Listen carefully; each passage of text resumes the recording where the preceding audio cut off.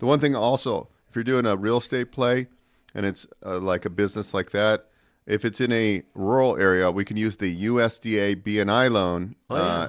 and we can do deals up to 25 million with that, as long as it has the one-to-one collateralization. So I think like when we're thinking about these plans, like we got to think 5 steps down the road, and it's not all about. People always talk about your net worth and everything. To me, it's all about when you wake up in the morning, how much money comes in passively or semi-passively. And one of the banks I work with in the Midwest will do 90% loan to cost on a startup franchise. Most of them are about 80%. But this bank, if it's a smaller ticket, so its total startup cost with working capital, franchise fee, and everything is 120 grand. So $12,000 down, he's in business. Now he's crushing it.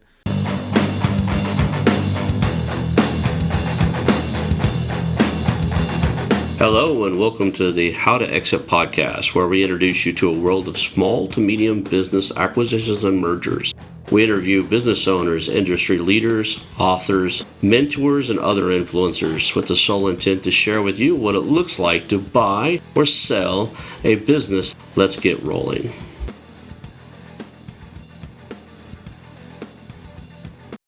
And now a moment for our sponsors. This episode of How to Exit is brought to you by Final Ascent, the boutique M&A firm helping lower middle market business owners achieve their ultimate exit. At Final Ascent, they know selling your business is one of the biggest decisions you'll ever make, and they've been in your shoes. Their team isn't just made of advisors. They're experienced business owners who have successfully navigated their own exits. Final Ascent specializes in preparing businesses for sale, building value, and connecting with a national network of qualified buyers who will compete for your business. They don't take on a client unless they're confident they can sell your business at the current market maximum value. Whether you're ready to sell now or planning for the future, they'll craft a roadmap tailored to your unique goals so that you can walk away with maximum value and a peace of mind. Start your journey today at Final Ascent. That's www.finalascent.com, because your next chapter starts with a successful exit. I want to highly recommend you get Acquisition Aficionado magazine. Every month, Acquisition Aficionado magazine brings you tactics for business buying and selling you won't find anywhere else. Learn firsthand from industry leaders who share their success stories, featuring in-depth interviews and stories from leading figures in the business acquisition industry. This multi-platform mobile magazine speaks to acquisition entrepreneurs wherever they are in the journey. And I want you to visit acquisitionaficionado.com today. Hello and welcome to the How to Exit podcast. Today I'm here with Beau Eckstein. He is a business coach. You've done all kinds of stuff, man. SBA lending, real estate, helping people find the right business and find, a path to freedom from the 9 to 5. I'm really looking forward to this conversation today. Thank you for being here. Oh, thank you. It's great to be here, and it was fun to talk about jiu-jitsu before we went live. So yeah. Yeah, I'm a little old now and way overweight to be on the mat, but my children are into it. They just got back into it. My son trained for 4 or 5 years when he was young, but we traveled around a little bit and we just found a great school. So my 9-year-old daughter and my son are both involved now, so it's fun. It's good experience for them to have. So I want to get started with your origin story. Kind of how did you end up in this business buying coach, role that you're playing now? You've got you and I have some similarities in background. I have a real estate background. It sounds like you do too. And let's just go from there. What's your origin story? So it all started back in high school. I was a terrible student.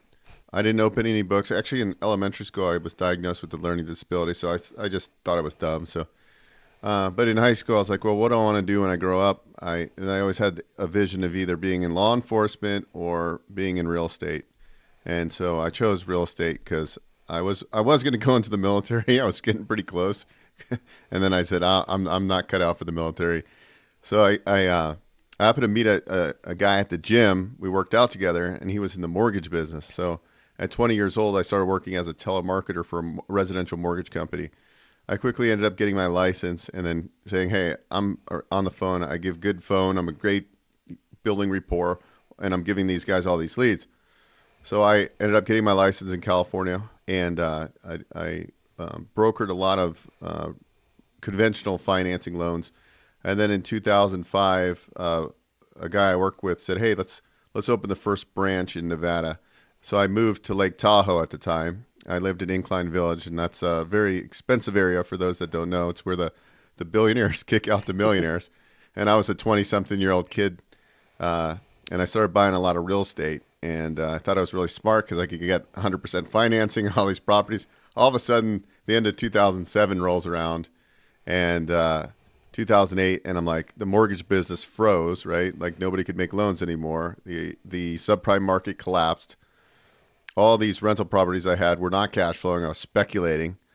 And I remember calling my mother going, Mom, I'm screwed. I've got tons of credit card debt. And she's like, just move home. So I sold what I could. I got foreclosed on, ran away from a bunch of credit card debt. I probably should have filed a BK, but I wasn't smart enough back then to do that.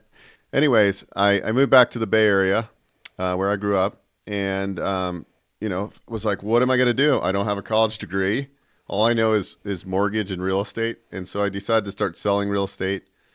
And then a gentleman that I used to work with years ago, I ran into him, and he's like, I'm part owner or a co-fund manager of a hard money fund, and we do fix and flip loans. And this was before all the institutional private money was out there doing these fix and flip loans. So I started originating loans for this fund, and I loved it. And then from there, I was like, well, if these guys can flip houses, I can flip houses. So I had like a 500 credit score at the time and no money. So I partnered with the money guy. I partnered with a contractor. I would find and orchestrate the deals, and we'd flip properties. And then I started doing better and better. And I used to run a real estate investor club. So I would have deals coming to me. I was always one to learn. I started to realize that actually I'm a really good student. I just have to learn. I have to study stuff that I want to learn. And then I got into commercial. I got kind of burnt out of the fix and flip. And it's a kind of a dime a dozen type of business in my mind. And it's just like a volume. It's like there's no thought process in it anymore. And so I got into doing commercial loans, multifamily, construction. And through that, I found SBA financing about 8 years ago. And I self-taught myself, and I joined the National Association of Government Guaranteed Lenders. I've been through a lot of their training courses. I'm in a roundtable of SBA loan brokers. I really kind of self-taught. I figured out how to place deals because SBA doesn't make the loans. They guarantee a portion of the loan. But SBA, well, the reason I love it is because it's like it's the best loan product out there if you understand how to use it to create wealth. And through SBA financing, people would come to me and say, hey, Beau, I'm trying to finance this pretzel franchise. And I'd always go, well, why this franchise? Well, we like Annie Ann's pretzels or whatever it was. And so I got some understanding. Then I found out there's franchise brokers. And I ended up getting mentored, and I joined a franchise brokerage association. And I learned the business. So now I find and fund businesses for people. So I do a combination of SBA loan brokering. And actually this year I won an award from Coleman, which is a big name in SBA. I won Coleman SBA Loan Broker of the Year. And I help people find franchises. And so I really enjoy the dynamic of the franchise business. I'm 47 now. I wish I could go back and would have known about the franchise industry because it's very dynamic. Most of us think about franchises like Subway and Jersey Mike Subs. Most of the franchises we work with are non-food franchises, although we have some in our inventory. There's well over 3,000 franchises in the U.S., some good, some bad.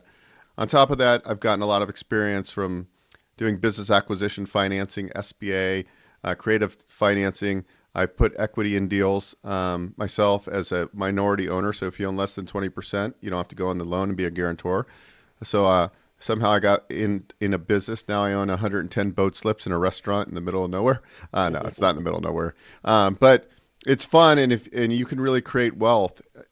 As you start a business and you get some good financials behind you, you can get 100% on expansion. So that's kind of it. I forgot to mention 2013. I got casted for a TV show. I did a house flipping show on HGTV. It was called Flip It to Win It. Cool. That was a really cool experience. I did 12 episodes. Over time, I started a podcast and like to share information. But the last 5 to 8 years, it's really been focused on business lending and franchising. And that's really what I love. And I love helping people. My mission now is to help 100,000 aspiring entrepreneurs become successful business owners, whether that's me guesting on a podcast or me talking to people one-on-one. So that's really my mission. When I got clear on my mission, my business just exploded. It's awesome. We have a lot of similarity in the background. I did join the military. I lived in the Bay Area for a little while. I lived in Redwood City, worked all over the Bay Area, down to San Jose to San Francisco. Um, and then now I live up in the Redwood Forest, north of that, about 65 miles due north of San Francisco. So I just moved back a couple years ago. I have a real estate background. During when it all went tits up for you, in 2008, we created a firm that stopped foreclosures and bought homes from foreclosed people who were going through foreclosures. Back then, you can't really do it much now. It's tougher to do anyway. Back then, you could do what's called investor-backed short sales. So you could basically put an offer in on a short sale, hire a team to negotiate the process on your behalf, and then if you ended up the highest bidder at the end of the process, you could buy a house fairly reasonable. So by 2017, it became so regulated. It was like a pain in the butt to get it done. Half the deals we couldn't even close on because the bank would say they wouldn't sell to investors. There were certain banks we just couldn't work with anymore, and our profit margin on average, if we didn't flip them, we just sold them to other investors, and we held on to cherry pick the ones we liked. We were averaging about $14,000 per deal when we started. So we did hundreds of houses. I won't say the exact number, but we did quite a few in that time frame. We had a huge operation. By the end, it was like, I want to say it was like $4,000, just shy of $4,000 per transaction. And you put all the man hours it took to do a short sale. It could take 6 months to 18 months to do one, and the number of team members and stuff. I think we boiled it down to it was making $20 an hour. All right, and we were paying some of the people, some of the stuff more than that. Some of it just wasn't worth it. I could go be a door greeter at a Home Depot for $20 an hour and have a lot less risk. So I ended up selling that or transferring that to my business partner. He wanted to keep running it. I did my own thing, and then I got into this space after the real estate thing. I still own some real estate, but it's a minority thing now. Very cool. Yeah, I just sold. I had a bunch of houses in Indiana because I've tried everything, flipping houses, and then I'm like, got the bright idea to buy houses in the Midwest because it was so cheap. But then you're like, well, it doesn't really make sense because cash flow is really a myth when you're buying houses that are built in the early 1900s, right? Even when you rehab them, you have so much capex. So I'm like, okay, I got them so cheap and I sold them, made a profit. But really now I want to own stuff that's closer to me, unless it's a bigger deal where I'm an LP or somebody else is running the show. So that's my forte. And I feel like if cash flow is your objective, then business ownership in some capacity is a better way for cash flow. Well, real estate is where you park your money for that long-term wealth creation. Yeah, there's some great tax benefits and stuff, and I wouldn't mind if I went back into it. I'd do what you have right now. I would do, I call them mobile trailer parks, right? Marinas and mobile home community and stuff like that. The cash flow is insane. Still get a lot of the tax benefits and stuff like that. So that's where I would maybe even. They're so expensive right now, but even like self-storage and stuff like that. Where there's a constant recurring cash flow and it's a lot less headaches than the individual real estate market. So many years ago, I kind of made a mistake in all of our properties we own. I got frustrated with being a tenant or a property manager, so I sold everything owner finance. I financed every single property I had owner financed, and the problem with that was the market heated up, and a lot of those guys, the values of those houses shot up, and they could go out and refinance, do a cash out equity refinance. So what I thought was a retirement plan, I'm going to have money for the next 20, 25, 30 years because I had all these mortgages that people owed me money on. Yeah, I got these checks, $10,000 here, $15,000, $20,000 equity there, but the long haul plan was that they can continue paying me 10, 11% for the next 30 years. So I ended up where I went from dozens of homes to just a few to just like very few, and so they come up with, I got to have another game plan. So that's how I kind of got into this space, man. So now do you still do SBA loans on top of the? Yes. Cool. Yep. So yeah, every day, that's all I do. Okay. People book calls and it's like, hey, I'm trying to buy this RV park. Okay, well, get the tax returns because if you want a business loan, we underwrite off tax returns for SBA. But yeah, I do that all day long. Okay. So somebody calls you and they're like, hey, I want to own a business and I want to get into, maybe these franchise things, maybe something else. What is the process you walk somebody through to figure out, which franchise is right for them or which business model, if it's not a franchise, is right for them? So usually there's a combination. Some people are more open to franchises versus some people just want to do a business acquisition, not non-franchise. So I can help everybody. Mm-hmm. So oftentimes what I find is I get a call. Somebody heard me on a podcast or watched me on YouTube, and they're like, "Hey, I saw you on Jordan's podcast about buying a laundromat." And I'm like, "Great. Most of them aren't going to be SBA financeable because they don't report any income, and you need income to qualify, and we underwrite off tax returns." So then, like 2 years later, they call me back and they're like, "Ah, man, I can't find a business to buy." I go, "Well," and I always say, "Have you thought about a franchise?" Right? So I don't care if you want to do a business acquisition, non-franchise, franchise resale. I want to help you. And so what I've been working with lately are people that are coming to me and they're in corporate. Usually they're in tech or they're in medical sales. They do fairly well. And they're like, "Look, I'm, combined salary between me and my spouse is 500 grand. I live in California. The only problem is I have no money left over after I pay taxes." And I'm like, "Okay, well, that's why you need to own an operating business, because there's no better tax strategies unless you're maybe considered a real estate professional and you spend a designated amount of time.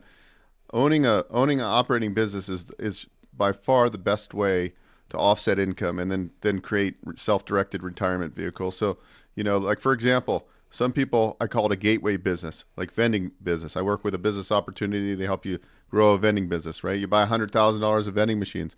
You can write off that Section 179. Guys, I'm not a CPA, by the way, or a tax attorney, but consult one. And so if you're making a bunch of earned income, you want to get a business that has a lot of offsets. And I find that to be the case. Now, the problem I've run into as I take people through my process, I give them actually an assessment. Mm-hmm. It's like a disc profile on steroids. Okay. It was created by a lady named Rebecca, and she created, it's called a Zoracle profile. So I have people take it. It emails me a copy, emails them a copy. It really gives me some insight on their skills, and it helps us scientifically place them with the right franchises, right? And based on some of the way they answer the assessment. So that's one of the part of the assessment. Then we get on Zoom and we talk it out. What are your hobbies? What do you like about what you do? What do you think your real skill sets are? Also, do you have capital? Well, maybe they're low liquidity. I can help pretty much anybody. If you got a 680 credit score, you got a little bit of outside income that comes in, you're a U.S. citizen or you're a permanent resident of the United States, and you have enough for the down payment, I can get you into business. For example, I work with a guy, and he bought a startup painting franchise. He did gutter sales and was doing quite well. He made about 100 grand a year, but he was like, "I'm not getting ahead, right? I'm working for somebody else." We found him a painting franchise, and one of the banks I work with in the Midwest will do 90% loan to cost on a startup franchise. Most of them are about 80%, but this bank, if it's a smaller ticket, so its total startup cost with working capital, franchise fee, and everything is 120 grand. So $12,000 down, he's in business. Now he's crushing it. Right. And so I look at somebody like that where he needs to own a business. And then I look at other people that are a different situation where they have a tax problem. They make 5, 6, 7, 800,000. I have one candidate I'm working with right now. He sent me his W-2, $2 million a year taxes. I mean, $2 million a year W-2, paid $1 million in taxes. All these people need tax strategy. They don't really have an income problem. So depending on the candidate, when I talk to them, then I kind of assess which way to go with them and the conversations we have. And I'm just really here to help. If I can save somebody some money somehow. I mean, sometimes people call me and I take them through some business models. I had an anesthesiologist a couple weeks ago. And he's like, "Hey, I'm going to put this franchise search on pause." And I emailed him back. I go, "Probably too much work than you thought, right?" And he's like, "Yeah, I need something more passive." So, the next phase of my business, which is going to be all about helping people on that spectrum, because that's how I've grown my business. Like I learn about something and then I help, and then I have all these people over here that's saying, "Hey, Beau, we need something to offset income, like earned income." So that's going to be something, and I'm developing that business right now, which is called Offset Income, which will help those type of people. And then, so I wanted to just help, as people come to me, be able to help them. And I find like that's what I've done my whole career. It's just really been helpful. Yeah, I have a few friends that are doctors and chiropractors and stuff, and they used to private lend for me when I was doing real estate. Whenever if I run tight on cash and I needed a lender, I always had people I could call, and they would literally wire money into my account overnight. Within an hour, they would just wire it to me, and then I would do the paperwork and make sure they're covered in case something happened to me. But I have a short Rolodex of people I could just call and on a blink of an eye and say, hey, about to buy a house, I need another $100,000, and they would say, okay, I'll send it to you, and stop by tomorrow with the paperwork, right? So I had deep relationships with them, but one of the biggest problems they have is look, this isn't working for them because they didn't need the income, right? They needed that they needed tax offsets. So, they were always looking for something where they could reduce their tax burden. So, yeah, I can see where that is a problem. I personally haven't hit that spot yet because I had a lot of real estate, so I've always had that to lean on. Now, there's two different types of there's in my mind there are two different types of somebody who buying a franchise. When I first got into the space, I thought, well, you buy a franchise, you got to go fit out a space, model it out, make it match, buy the location and everything. But there's a lot of people retired out of and selling franchises that are up, running, profitable, and as with an SBA loan, you can buy those too, right? Yeah. So franchise resales. Mm-hmm. So get 90% up to 90% financing. If you Let's say you had an HVAC business and you wanted to buy another franchise HVAC business and you've been in business for 2 years, you can get 100% financing to do roll-ups now, up to $5 million aggregate.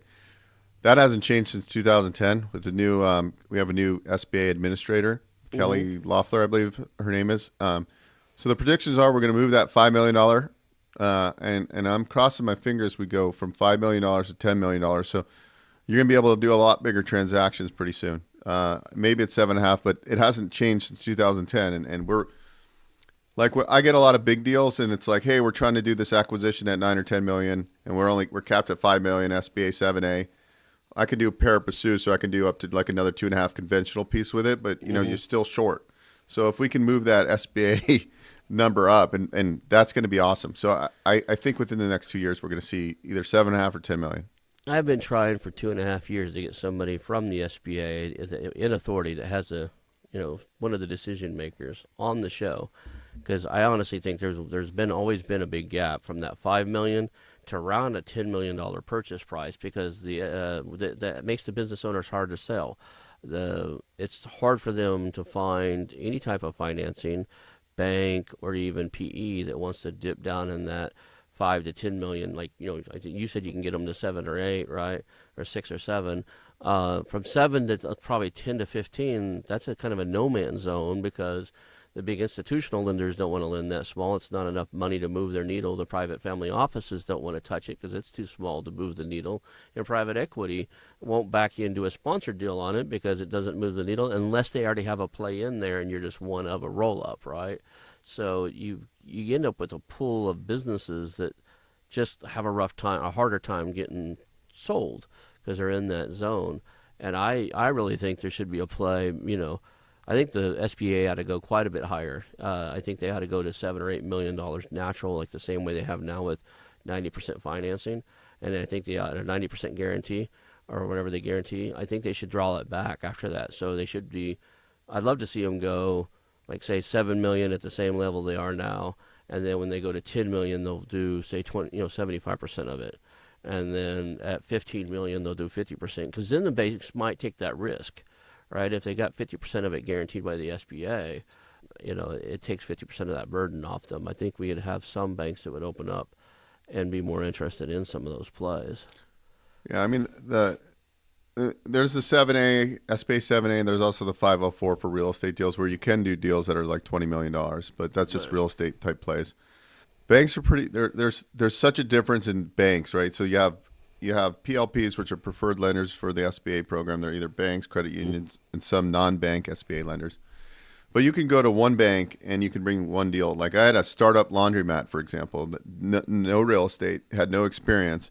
I was able to get them 85% financing. It was $1.2 million total project cost. Whatever, I funded like $1,022,000. And so, like, where else are you going to get that money? And he didn't have any collateral either. So anytime the loan's over $500,000, unless there's real estate involved, there's always going to be a collateral shortfall. We SBA guidelines, we have to look for additional collateral, which I kind of find that's not fair, because if a bank's willing to do the deal without collateral, but you're almost getting penalized because you have equity. Now, if you're in Texas, they have the Texas equity law. They can't collateralize your house, but in other states they can. So I think that's kind of a hindrance. Like, you're penalizing me because I own 10 rental properties and putting liens on to make up for the collateral shortfall, versus, hey, I'm buying a cash flow business. So that's one thing I don't like about it. It's like, it doesn't make sense for somebody that owns a lot of real estate versus somebody that, hey, Yeah, I found a good business. And because banks will do airball deals. They'll do $5 million airball deals with no collateral. Some of them. It's just pretty crazy. Yeah, that's one of the reasons I've never even been interested in whatsoever an SBA loan, because I don't want to collateralize, existing real estate that I own. As a matter of fact, I go through great lengths to put them all in trust and everything else, so that they're individually wrapped up and protected from somebody slipping, falling at one and getting the others. So the last thing I want to do is have something that bridges all those individual trusts that I own and says I got first position on all your properties. Well, if you buy like an RV park, as long as your loan amount's under 85% of the stabilized value, there's never going to be a collateral shortfall they won't go after.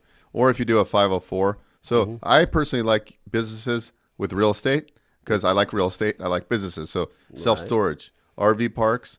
I'm working on a deal right now, and it's an RV park that's like been kind of abandoned, and the guy's not running it. And so the gentleman's coming in, and he's putting 13 tiny homes on it, right? It's waterfront, and then he's actually going to build out a marina. So you can do really cool stuff. The one thing also, if you're doing a real estate play and it's like a business like that, if it's in a rural area, we can use the USDA BNI loan, and we can do deals up to $25 million with that, as long as it has the one-to-one collateralization. So it's pretty amazing. On the USDA, I have a friend that used to do that for assisted living facilities. He would, a lot of people want to set up assisted living facilities out where it's beautiful, so the USDA loans would be appropriate, right? So near a lake or near a view of some sort. And he helped facilitate those loans. And so I know a little bit about that realm.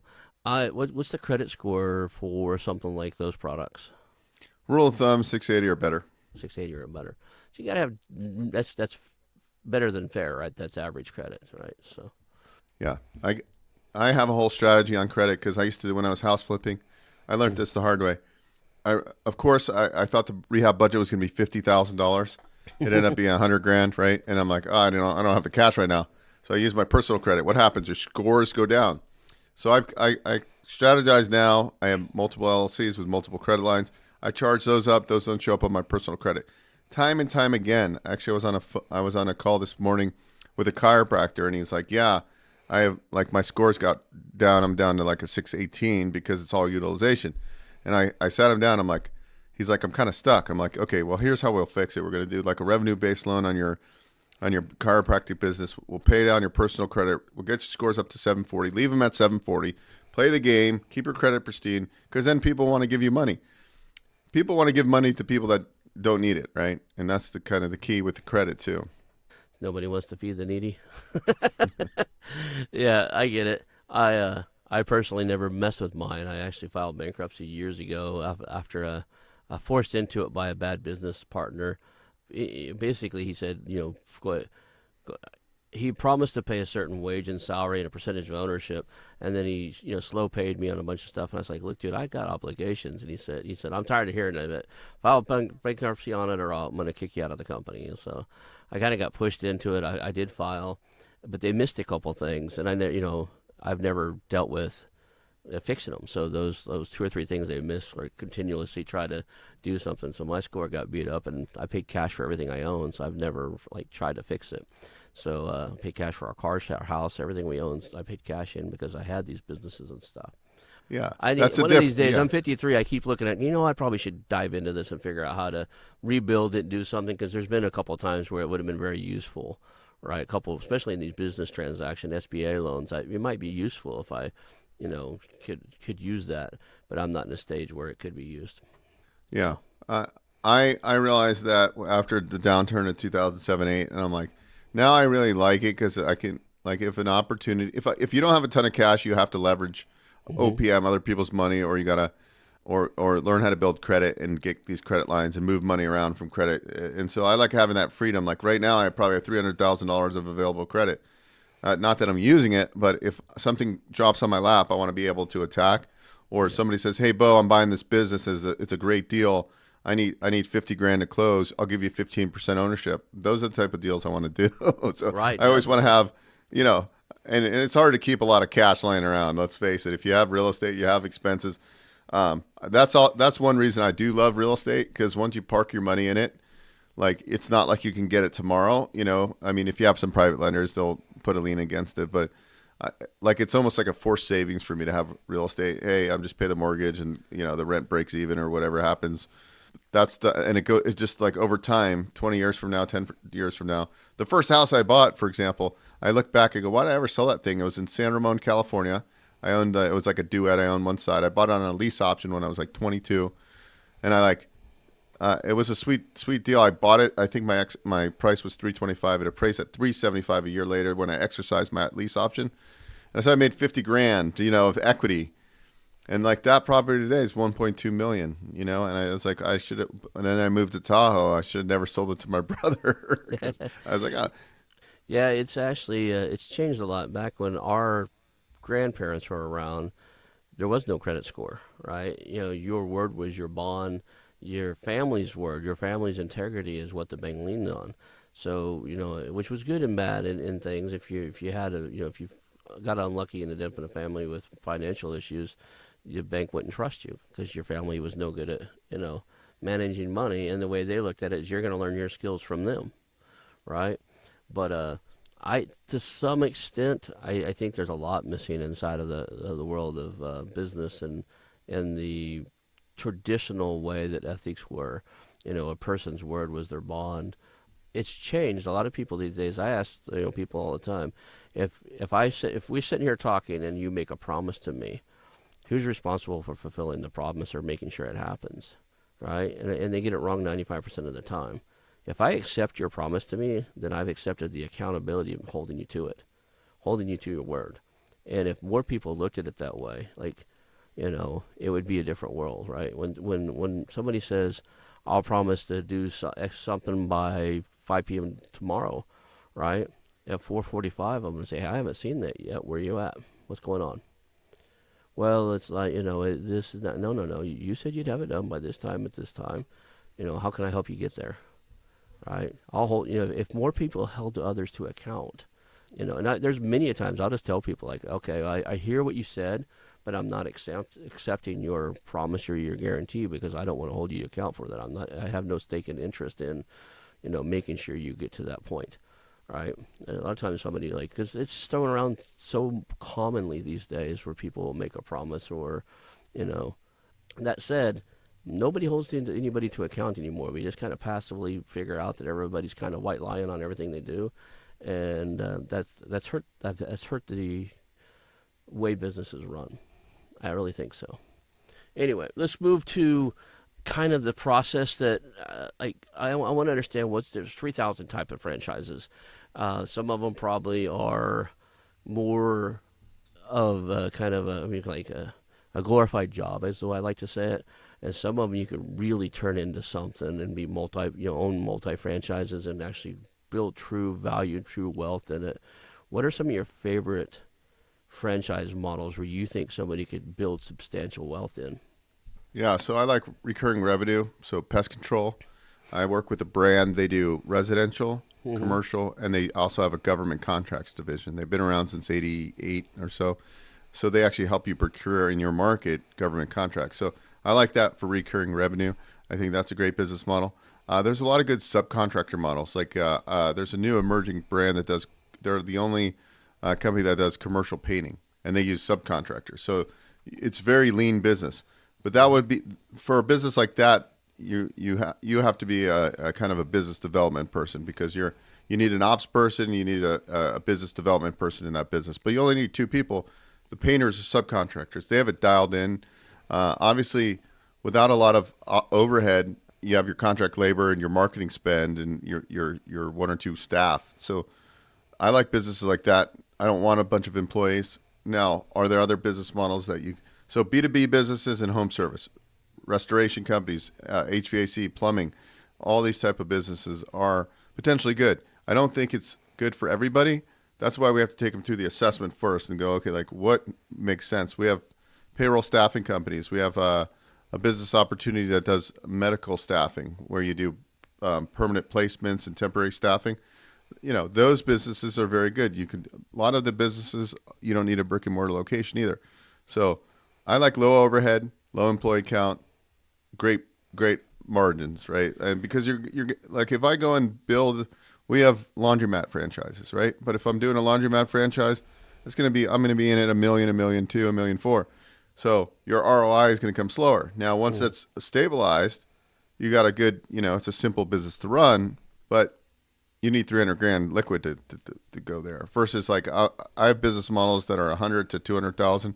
So for anywhere from 10 to 40 grand out of pocket, leveraging SBA financing, you can get into these businesses. So there's really a lot of really cool businesses. There's a lot of niche businesses too, like claims adjusting businesses. Of course, there's brick and mortar. There's health and wellness businesses. There's waxing businesses. There's gyms. There's, really pretty much everything. The franchising sector with employees and everything brings in last year was $763 billion to the GDP, something crazy like that. It was a lot bigger than I ever expected to be such a large industry. Most of us just think about the brick and mortar Subways of the world, but there's once I got into it, it really blew my mind. So I'm always looking at different business models. Like what do I want to invest in? And some are more scalable by you own more territories. Some of them are brick and mortar, very simple. You put a GM in to run. We have a painting company that we work with, and they have something called a CEO model, non-brick and mortar subcontractor business model. You hire a regional director. In each territory they hire a manager, and that type of business model. Once you get it up and running, that's more geared for a semi-passive investment. So there's different options, not just owner operator, but businesses usually run better, and your margins are better if you have an owner that's operating the business. I know a little bit about the painting industry. So my father was a painter. He worked at a paint manufacturer where they made paint for 44 years before he passed. I ran his painting business from the time I was 16 until I joined the military at 20. And again, like I'll give you kind of a scale. At our busiest summer, our best summer, we painted 187 homes. When I call summer, it's basically the Oklahoma season to paint. So early spring to late fall when you can paint outside before it gets too hot, too wet, or too cold, right? During that season, we had 3 crews, sometimes 4 crews. We painted 187 homes. So we were pretty good sized, pretty busy.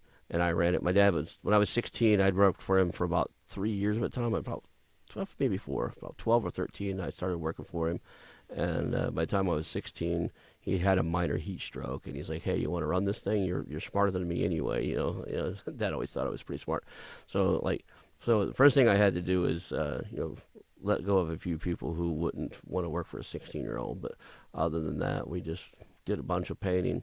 And I never let anybody know. We never even let anybody know how big it was, right?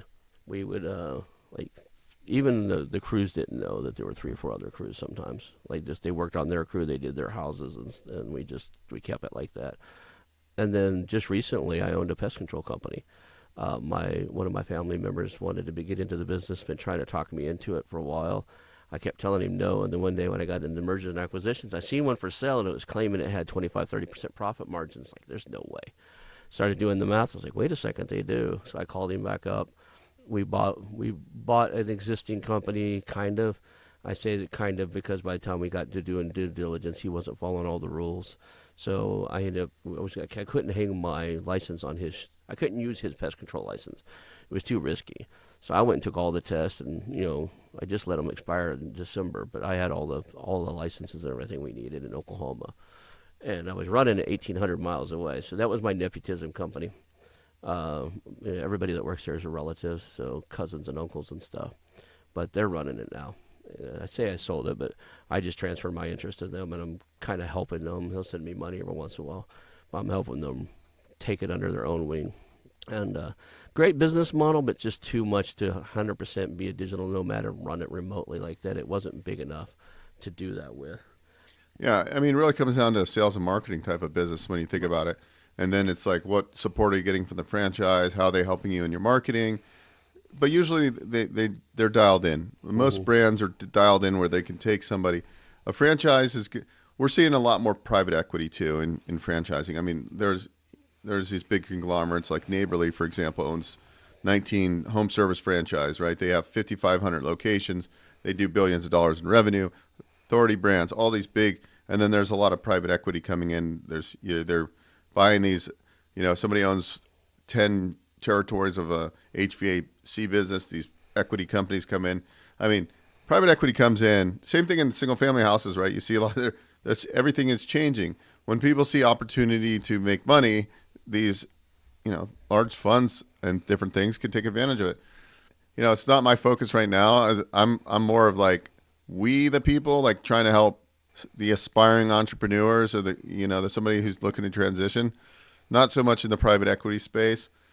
I actually have had candidates that I'm working with, and they will not do business if the franchise is owned by private equity. They will not invest in a franchise. They don't want it, and Right. so some people don't care, but there are a good amount of people that are like, look, I've been squeezed out on other things with private equity type of players, and I kind of get it. And I think we as independent business owners or future business owners, we got to kind of unite, so everybody still can have the American dream to own a nice home, to own a ranch, and to own their own business of some sort. And I truly believe that everybody should own a business. Even if you have a W-2 job, you should own some sort of business because you get the best tax advantages. You can develop self-directed retirement accounts. It's not how much money you make; it's what you keep, and that's the bottom line. I talk to people all the time making really good money, but they don't have a pot to pee in because it's like, what's the point of making 500 grand a year with living in California with no tax write-offs? They don't do much better than somebody living in a lower cost of area, right? And so even me moving from California, Walnut Creek, California, to like 5 years ago, Hmm. like there was $1 million difference in buying the same house. The house in Walnut Creek was $1 million more than it was here back in the day than Yep. when I bought this house in Henderson, Nevada. And I work from my home, so what do I care? And I actually like the lifestyle better here. So I think like when we're thinking about these plans, like we got to think 5 steps down the road. And it's not all about, people always talk about your net worth and everything. To me, it's all about when you wake up in the morning, how much money comes in passively or semi-passively. So because net worth, really, you can't really tap into net worth that easily. But like if you have a consistent, 10, 15, 20, $40,000 a month coming in, you don't really need that much more money. You can live a pretty good life as long as you're not, you don't drive a Lambo or whatever. Um, so that's usually like kind of the avatar person that's coming to me. Some of them are, really high income earners, 600 grand a year, 500 grand, 400 grand, 300 grand. Nowadays 200 grand sounds like a lot of money, but it's not a lot of money anymore, right? When I was 20 years old, it seemed like, wow, it's 200 grand. But giving those people a roadmap to understand like the full financial picture, because most people just go to school, they learn like this, and then they have no other, they don't understand the whole alternative space and how you could actually be a deal orchestrator. Like back in the day, like you were a deal orchestrator or engineer, you would put Hmm. together these owner finance deals with very little money in a pocket. Like you can create anything nowadays, and that's what I love about the business ownership part too. $1 million business, $900,000 comes from the bank. You need $100,000 down payment. Seller can carry back on full standby up to 7.5% generally with some banks. So you need to come in with 25 grand to close. Okay, I don't have the money. I mean, granted, you have to check out on paper, but you know, I asked my dad, "Hey, Dad, do you want to own 5% of the business? I need 25 grand." He puts the equity injection in. So that right there that one business acquisition right there could be the game changer that takes you from your $100,000 W-2 to $100,000 as a business owner, where you can create equity in the company and grow revenues. So I think that's amazing. That's why I love what we do. So there's a lot of different people listening to the show. They all do different things and stuff like that. Because of what I do, is a small following of us that they call themselves digital nomads and stuff. Because that's I travel around and Like I think either this summer or next summer, I think we're talking about going to Medellin, Colombia for the whole summer, right? And my son and the reason we didn't do it this summer is my son and my wife created a business. We looked around at franchises actually, but because he's 14, one of the things we were worried about is like any type of dangers and stuff. And the stuff they were looking at with food businesses, they all required fryers and stuff. And I just didn't think that was a good idea for a 14-year-old. So anyway, their food business isn't big enough yet to be self-sustaining and have employees and stuff. Hopefully by next summer we'll have 2 or 3 locations. They do food truck type of stuff. They'll have 2 or 3 locations. Other people will be running those, and we can disappear for 2 to 3 months, and that'll be the test. Is it running well enough on its own, right? Can we remotely Zoom call people and run our business from overseas without actually having to run to the warehouse or the commercial kitchen and make sure that the refrigerator's stocked, right? So, but my 14-year-old wanted to be in business for himself, so I paired him up with a wife. I funded it, and they're off and running. They're doing okay, so they're profitable. But these different franchise models and stuff like that, there were some really cool ones in there. It's just because of him being so young, we decided not to go away from it. So that's one of the reasons I got on there. There was actually a mini donuts thing, which is similar to what they're doing, but there was the franchise. I actually had him on the show. The guy that could sell them. He was saying there's multiple units of that doing high 6 figures out of these. Oh, it might be Donut Envy or one of those. Yeah, one of those type. Yeah. Yeah, there's multiple vendors of those that are doing high 6 figures pretty quickly. It was impressive. That's kind of what got my son heard that episode, heard him talking about high 6 figures, selling mini donut dessert tray type of things, and he says like hey Dad, buy me a franchise. Because he's looking around working at places. We live in a resort area, and they want to pay him $15-$20 an hour, and he's like, that just isn't going to cut what he wants, right? He wants to buy a $2,000 gaming station and buy expensive games and stuff, and he didn't want to work all summer to do one. So that's powerful. I think when I have baby Beau and he's 10, 11 months old, and it's like my vision for him is when he graduates high school, he's got like a vending business and he's got $5-10 grand a month of cash flow coming in. We were looking at those. Yeah. I like vending. We live we're a little remote. We're up in the redwood forest up in. You're down in the Bay Area. You ever come up into the vineyards area for a vacation or anything up into Sonoma Valley and stuff? Yeah, I used to live in the Bay, now in Vegas, but yeah, Oh yeah. Yeah, Sonoma Valley, beautiful. Yeah, so we live on the edge of Sonoma Valley, just past the last vineyard up in Guerneville. So we're 15 miles from the first fast food place. There are restaurants in town, but like if the kids want a McDonald's, we got to go 15, 20 miles, right? There's one Safeway over here. So when we were looking at vending routes, it's like there wasn't any really profitable ones for sale anyway, and to create one, like our first stop would probably be 15 miles, so it just didn't quite make sense yet. So, and then we're mobile, we need to be able to go, so I'd have to rent storage or a warehouse to store, any type of supplies or anything like that, so we don't have a garage or anything to put stuff in. So that's why we chose what we chose. And to be quite honest, in the studio, if I turned the camera a little bit, you'd see all their cookers and all their equipments on a big pallet rack type of shelf they stuck in my studio. That said, but I just want to see, different things. I would love to see this thing take off, what they're doing, and we franchise it out, and we actually go through that. I know it's expensive. I've priced that out. It could be $150,000 to do all the legal fees and set up a franchise, especially here in California. But at some point, I'd like to see that, like where we franchise it out, other people own. It's called Miss Pearl's Pancake Paradise. But we created really cool logos and brands, and really did that. I'm a marketing nerd, so I set them all up with they're in full logo gear, hats and T-shirts. People ask us all the time where we got our franchise because it's all professional looking. So awesome! I love that. I love what you're doing with your family. Yeah.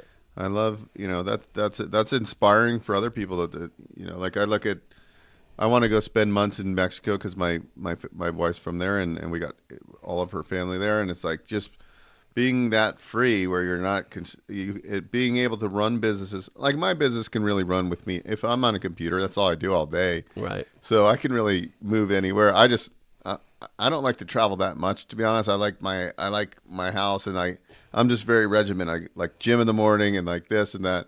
But I think if I built out like an RV and I had my mobile office in there, and that'd be a lot of fun. But I like the area you're living in now. It's a beautiful area. I'm looking at buying a second home somewhere, and but I want something driving distance to me here in Las Vegas. So I'm like looking at Lake Havasu because it's only 2 hours. Yeah, I know where that's at. Yeah, from here. So I don't know where, but it's too hot. It gets hot as heck there. So Yeah. I don't know. I'm already in the desert. Do I want to buy another desert house? I don't know. Yeah, I'm not a big fan of the heat. That's one of the reasons I like it here. Yeah, if it gets too hot during the summer, the ocean keeps the air cool. So if it hits 90 here, there's only like 1 day a week or 2 days a week. I mean, of summer, maybe 4 or 5 maybe. There's very few days of the summer where it gets in the 90s. I can literally get in my car, drive 12 miles. We're 12 miles to the ocean, and the temperature drops 20 to 25 degrees because that ocean water comes from up north, and it's 50 degrees no matter what. So it's like a big thermal bank. It shuts it down. And during the winter, when it gets down to the 30s here, it never gets frozen here, rarely freezes. But when it's 35, 40, it'll be 50 or 60 over there because it brings the temperature up. So, a lot of times we just drive to the coast, drive up Highway 1 and stuff. So we're running out of time here. Let's talk a lot about how people work with you. It sounds like you told me, let's talk about the book you've got coming out, what it's. I think you're doing some pre-sales. Let's start with the book. Tell us about your book. Okay, so the book is called Paycheck to Freedom. We have pre-sales on Amazon. You can go there. I'm building out my website. The book gets launched March 31st, I think. But it's called Paycheck to Freedom. Co-author is Tom Wheelwright. He's actually Robert Kiyosaki's CPA, and they've written a lot of books together. That's another story on how we connected, but he was inspired by my mission of helping 100,000 aspiring entrepreneurs become successful business owners.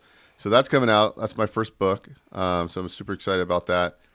But generally, I don't really have anything at this time to sell anybody, but I do offer consultation calls for people. If you want to own a business or you need SBA financing, then you'd probably want to talk to me. And you just go to bookwithbeau.com, and Beau is spelled B-E-A-U, bookwithbeau.com. Go there, schedule a meeting. We can help you find and fund your ideal business, whether that's a franchise. We could talk to you about SBA financing and a lot more. But thank you so much for having me on the show. It's been a blast. Sounds like you can help with the SBA financing. You can help with some traditional stuff. You can help with real estate, type of related, real estate related RV parks, mobile home communities, that type of stuff, and even help with somebody's find something a little rural, the USDA loan process, which that's a process in itself. I have a friend who specialized in it, and that's I think it's probably tougher to get that USDA loan underwritten than it is the SBA loan. But if you've got that experience, it sounds like you've got the great toolbox for people if they want to do this to figure out, not only help them figure out what it is they want to own, but help figure out how they're going to get the acquisition done. Well, thank you for being here. Hang out for a couple minutes after. We'll call this a show. And thank you again. Thanks. Sponsored by Dudilio. Buying or selling a small business? Assembling the right team is essential, and that's where Dudilio comes in. They work with individuals, independent sponsors, family offices, private equity firms, and small medium businesses, helping you build the perfect deal team for every stage of your acquisition or sale. And the best part, Dudilio's matching service is completely free. Visit Dudilio.com today and assemble your winning deal team.